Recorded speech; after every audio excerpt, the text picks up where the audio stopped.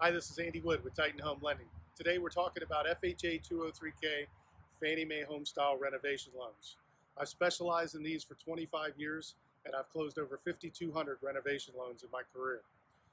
When you're taking customers out, one of the best things to do is look for a home that might need a lot of work in a really nice neighborhood. This particular home is in downtown Tampa. It's located in a historic district in Tampa, walking distance to downtown, walking distance to Riverwalk. They're going to put a new baseball stadium down here. But our customers found an older home that needs a lot of work. As you see behind me, the home needs a new porch, it needs new siding, it needs new windows, doors, needs to be remodeled on the inside. In this case, they're also going to do a room addition and a detached garage. But when they're all done, they're going to walk into about $80,000 to $100,000 worth of equity. We're buying this house for $90,000, and they're going to spend about $250,000 fixing it up. This is some of the best ways to get into really nice neighborhoods by using FHA 203K and Fannie Mae Homestyle Renovation Loans. I'm Andy Wood with Titan Home Lending. Thanks so much for checking in.